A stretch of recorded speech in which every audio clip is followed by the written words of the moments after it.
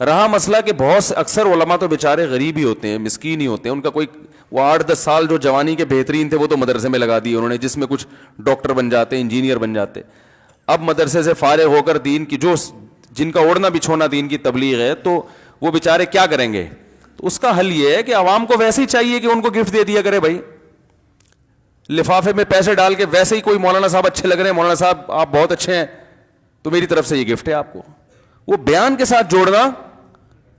بھائی بولنے پر گورنمنٹ نے پابندی لگائی ہے, ویسے ہی خیال کرنا چاہیے نا بھائی, یہ تو ویسے ہی خیال کرنا چاہیے ان کا. جو علماء غریب ہیں اور دین کا بہت کام کر رہے ہیں تو عوام کے ویسے ہی ذمے ہیں.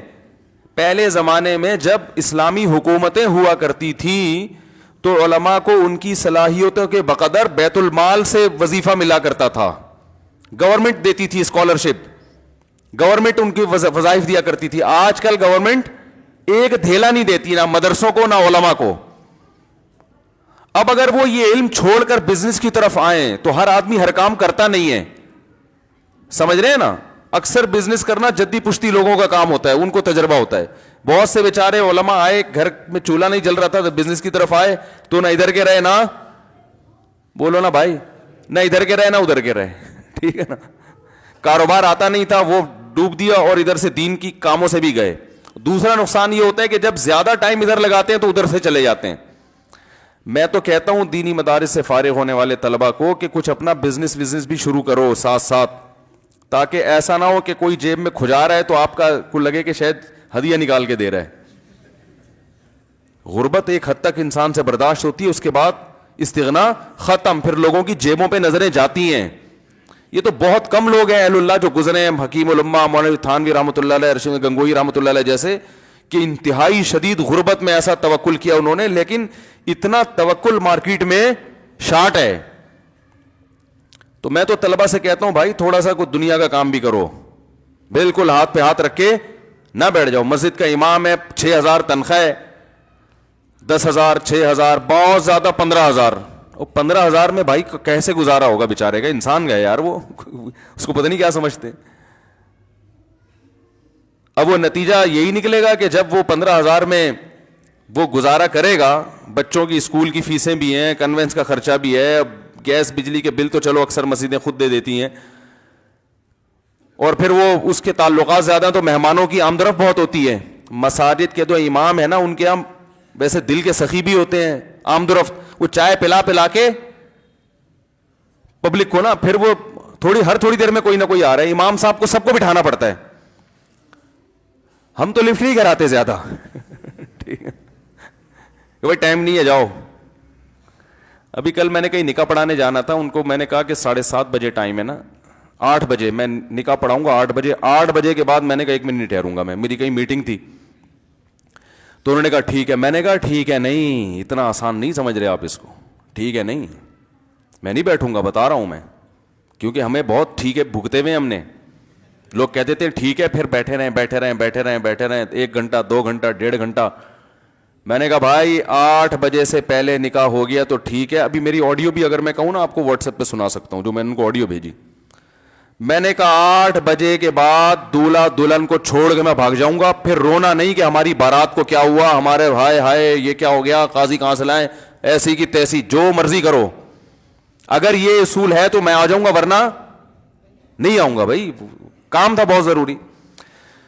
ہماری قوم کی حالت آپ کو پتہ ہے کہ ٹائم کیا ہوتا ہے, بیٹھے ہیں پاگلوں کی طرح. بھائی آپ 8 کے بجائے اگر آپ کو پتا ہے کہ پبلک کو 8 کا ٹائم ہم نے دینا ہے, ہوگا 10 بجے, تو مجھے 10 کا ٹائم دو نا. پھر بھائی آپ نے کہا ولیمے کا کھانا 10:30 بجے اسٹارٹ ہو جائے گا, آپ کو پتا ہے ہوگا 11:30 بجے, تو مفتی صاحب کو آپ 11:30 کا بولو, 10:30 کا نہیں بولو, اور پھر ہم احتیاطاً 11:45 پہ آئیں گے, کیوں ہمیں پتا ہے انہوں نے 2 گھنٹے کا اندازہ لگایا, اس میں بھی اونچ نیچ ہو سکتی ہے. تو اس طریقے سے چلا جا سکتا ہے. تو ائمہ کرام جو ہیں بیچارے, ان کے لوگ بھی آتے ہیں ملنے کے لیے, درجنوں لوگ, وہ چائے بھی چل رہی ہے اور دودھ پتیاں بھی پلا رہے ہوتے ہیں, سخاوت ہوتی ہے, وہ آدھی تنخواہ تو ان کی مہمان نوازی میں گزر جاتی. تو اب نتیجہ یہی نکلے گا کہ جو بہت پرہیزگار ہے, توکل ہے, وہ تو افورڈ کر لیتے ہیں کہ بس بیگم فاقے کرو, گزارا کرو, اللہ بہت بڑا ہے. جب مولوی سے شادی کی تھی تو شادی سے پہلے سوچنا چاہیے تھا کہاں شادی ہو رہی ہے. تو وہ بیگم بھی توکل والی ہوگی, چلو میرے ابا نے کسی مولانا کے حوالے مجھے کر دیا, ہم دونوں اب چائے میں پاپے ڈبو کے کھائیں گے, اللہ جنت میں ہمیں کھلائے گا. تو پہلی بات تو امام کو اتنا توکل کرانا, پھر وہ کر لے گا تو اس کے بیوی بچے ضروری ہے کہ کریں وہ. تو نتیجہ پھر کیا نکلتا ہے, تعویذ گنڈے, جن چڑیل بھوت بھگاؤ, وہ ادھر آ جائے گا. یا پھر کیا ہوگا, بعض دفعہ بعض مالدار لوگوں کی جیبوں پہ نظریں جانی, یار ان سے تعلق ذرا اچھا بنا کے رکھو تاکہ ان کی جیب سے. دیکھو سعودی عرب میں امام کسی کو لفٹ کراتا ہے؟ سعودی عرب یا دبئی شارجہ میں کبھی امام کو دیکھا آگے بیٹھا ہو, آئیں جی ہمارے یہاں بیٹھے ہیں اور سیٹھ صاحب آپ خیریت سے ہیں, مالداروں سے دوستیاں لگا رہے ہوں, دبئی میں, شارجہ میں, یو اے ای میں کبھی دیکھا آپ نے سعودی عرب میں؟ یا کوئی تعویذ گنڈوں کی دکان کوئی امام کھول کے بیٹھا ہو جن چڑیل بھوت بگانے کے لیے؟ کوئی سعودی عرب میں ایک سینٹر دکھاؤ بھوت بگانے کا, مجھے بتاؤ, روحانی علاج کا کوئی ایک سینٹر سعودی عرب میں دکھاؤ. وجہ کیا, اماموں کی تنخواہیں ٹھیک ٹھاک ہوتی ہیں, لفٹ نہیں کراتے, بولے تمیز سے آگے بیٹھ کے نماز پڑھ, پتلی گلی سے نکل, زیادہ چک کرنے کی ضرورت نہیں. ہمارے یہاں کیا, میں نے خود مسجدوں میں دیکھا ہے. ایک مسجد میں ہم گئے حیدرآباد میں, مغرب کی نماز کا ٹائم تھا, ہم نے بھی نماز پڑھی. نماز کے بعد اب امام صاحب دعا مانگ رہے ہیں, اے اللہ ستار بھائی, اب مجھے نام یاد نہیں ہے, اب میں فرضی نام لے, یا اللہ ستار بھائی نے پنکھا لگوائے ہیں مسجد میں, اے اللہ ان کی والدہ کی قبر کو نور سے بھر دے, اے اللہ وسیم کباڑیے کے ساتھ خصوصی رحمت کا معاملہ فرمائے, اے اللہ وسیم کباڑیے کے ساتھ ان کے بڑے اس مسجد پر احسان. اصل میں وہ سارے بڑے بڑے لوگ ہوتے ہیں جن سے امام صاحب کے سلام دعا ہوتی ہے. اب ہماری ایک رکعت نکل گئی تھی, وہ رکعت ہمارے لیے پڑھنا مشکل, ہمیں نماز میں اللہ معاف فرمائے ہنسی آنا شروع ہو گئی, یار یہ کیا پورے محلے کے سرداروں کے نام امام صاحب نے یاد کیے ہوئے, ایک ایک کا نام لے کے نا بڑی ڈیٹیل کے ساتھ, پوری تفصیل کے ساتھ, کہ کہیں ایسا نہ ہو کہ کسی اور کا ثواب کسی اور میں نہ, شناختی کارڈ میں جو نام ہے نا وہی نام لو, ایسا نہ ہو فرشتے ادھر کا ثواب ادھر پہنچا دیں, ادھر والا ادھر پہنچا دیں. ارے بھائی پنکھے لگا دیے ختم ہو گئی بات. بھائی اللہ کے لیے کیا ہے, اللہ کو پتا ہے پنکھے پہ نام لکھا ہوتا ہے فلانی کی دادی کے ثواب کے لیے. ٹھیک ہے, بعض مسجدوں میں نے دیکھا ہے پنکھوں پہ لکھا ہوتا ہے فلانے کی. بھائی آپ نے جب لگایا اللہ کے لیے تو جس کی نیت کریں گے اس کو انشاءاللہ ثواب, اللہ نے ثواب دینا, تو اللہ کو رجسٹر کی ضرورت ہے کیا؟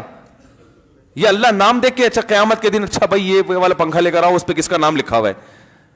اللہ تو دلوں کے حالات جانتا ہے. تو یہ ہوتا ہے غربت. غربت عیب نہیں ہے, فخر ہے, کیونکہ ہمارے نبی صلی اللہ علیہ وسلم مسکین تھے, لیکن یہ استغنا کے ساتھ فخر ہے. اگر اس میں استغنا ختم ہو جائے تو پھر غربت ایک بہت بڑی آزمائش ہے, تباہی ہے. اس لیے میں کہتا ہوں مساجد کے انتظامیہ, جو جتنی بھی مساجد کی انتظامیہ, اللہ کا واسطہ اماموں کو تنخواہیں ڈھنگ کی دیا کرو, وہ بھی انسان کے بچے ہیں. ایسا ترسا کے نوالے دے رہے ہوتے ہیں نا ان کو, 1000 روپے تنخواہ میں اضافہ کرنا ہوگا تو 6 اجلاس ہوں گے کمیٹی کے, 6 اجلاس ہوں گے کہ 1000 روپے اس سال اضافہ کیا جائے گا. میں اپنی انتظامیہ کے علاوہ کی بات کر رہا ہوں. اور انتظامیہ والے روتے رہتے ہیں بیٹھ کے, مسجد میں پیسے ہی نہیں ہے. او بھائی یہ پوری عمارت کیسے بن گئی اگر پیسے نہیں ہیں؟ کنسٹرکشن کا کام ہوتا رہے گا دبا کے, انتظامیہ کیا کرے گی, ایک اور مسجد بنا لے گی, ٹائلیں لگ رہی ہیں, امام اور مؤذن کی تنخواہ بڑھانے کے پیسے بولو بھائی نہیں ہوتے. عجیب حساب ہے یار. تم کم از کم ایک گورنمنٹ کا جو ادنا ملازم ہوتا ہے اتنی تنخواہ تو دو, اور ریٹائرمنٹ پہ کوئی بینیفٹ نہیں ہے. کتنے بڑے بڑے علماء کو ہم نے مدرسوں میں دیکھا, ہم نے اپنے بزرگوں سے سنا ہے 35 سال انہوں نے ایک مدرسے میں پڑھایا, 35 سال, اور سارا دن پڑھایا. جب ان کا انتقال ہوا تو بچوں کے پاؤں میں پہننے کے لیے چپلیں نہیں ہیں. کوئی مدرسے کی انتظامیہ کو خیال نہیں کہ یار ایک آدمی نے 35 سال خدمت کی ہے, کم از کم کوئی ریٹائرمنٹ پہ یا انتقال پہ کچھ کر دو. نا نا نا نا, وہ محتمم جتنے پیسے آئیں گے ایک اور مدرسہ بنا لے گا. اور جب اساتذہ بات کریں گے بھائی کچھ تنخواہ بڑھاؤ, تو بھائی اللہ کے لیے پڑھا رہے ہو, ہمارے نبی جو کی روٹی کھایا کرتے تھے, ہمارے نبی یہی ہوتا ہے نا, ہمارے نبی صلی اللہ علیہ وسلم نے غربت میں اصحاب صفہ کو دیکھو, ان کے پاس تو پہننے کے کپڑے نہیں ہوتے تھے. تو بھائی ان کے پاس تو پیسے نہیں تھے, آپ کے پاس تو پیسے ہیں. آج ہماری نظروں میں دیواروں کی اہمیت انسانوں سے زیادہ ہے, اور یہ قوم کا عمومی مزاج ہے. صرف ہر مدرسے میں نہیں ہوتا ہے ایسا, لیکن بہت سے مدرسوں میں اور مسجدوں میں تو بہت ہی ہوتا ہے.